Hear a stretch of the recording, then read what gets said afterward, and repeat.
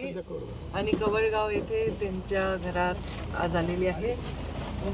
संपदा मुंडे हिचा अत्यंत दुर्दैवी मृत्यू झालेला आहे। याच्यावर मी ऑलरेडी काल बाईट दिला, पण जेव्हा मी बाईट दिला तेव्हा ती मुलगी माझ्या जिल्ह्यातली आहे किंवा तिचं काय डिटेल आहे मला माहीत नव्हतं, पण एका मुलीवर अत्याचार झाला आहे, तिच्या बाबतीत अशी घटना घडली, तिने हातावर नोट लिहिली आहे, त्याच्यावर मी रिॲक्ट झाले होते। आता या संपूर्ण विषयाची मी माहिती घेतली आहे। इथे त्यांचे चुलत भाऊ होते, त्यांनी तेही डॉक्टर आहे, मला त्यांनी डिटेल माहिती दिलेली आहे आणि माझ्या हातात काही जुन्या तिच्या कंप्लेंट्स आहेत। ती एक डॉक्टर मुलगी होती, शेती करून मजुरी करून खाणारे तिच्या आई वडिलांची काही परिस्थिती नाही मुलीला डॉक्टर करायची, पण ती हुशार होती, ती डॉक्टर झाली आणि तिथल्या सिस्टीमच्या विषयामध्ये ती वेळोवेळी विषय मांडत होती। अन्याय होतोय, हे चूक होते हे ती लेखी सांगत होती, म्हणजे ती निर्भीड पण होती।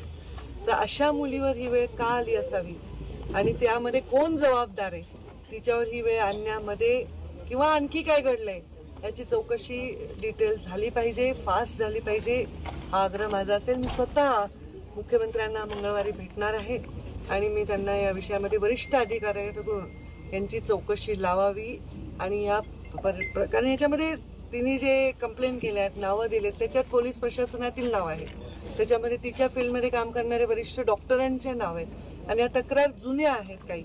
तर या सगळ्याचा विचार करताना एक क्लास 1 डॉक्टर ऑफिसर आत्महत्या करते, हातावर तिच्या नोट सापडते आणि ती दुसऱ्या अधिकाऱ्यांच्या प्रशासकीय अधिकाऱ्यांचं नाव घेत आहे, हा गंभीर विषय आहे। मी स्वतः आदरणीय देवेंद्रजी फडणवीस यांना भेटणार आहे, बोलणार आहे, वरिष्ठ अधिकाऱ्याकडनं निपक्षपातीपणे याची चौकशी झाली पाहिजे।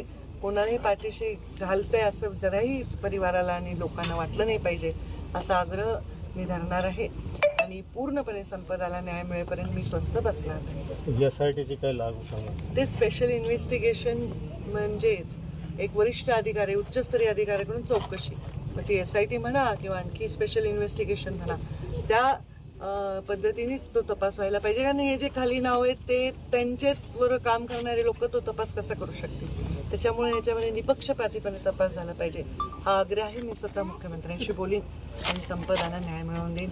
पण एक गरीबाचं लेकरू एवढं शिकतं, डॉक्टर होतं, स्वतःच्या जीवनामध्ये एवढं स्वप्न पाहतं, आपल्या परिवारामध्ये एवढे कष्ट करणारे सगळे लोक आहेत, त्याची जाणीव असते गरीबाच्या लेकराला कितपर्यंत पोहोचलं, तिच्यावर अशी वेळ म्हणजे एका व्यवस्थे येत असेल तर हे दुर्दैव आहे।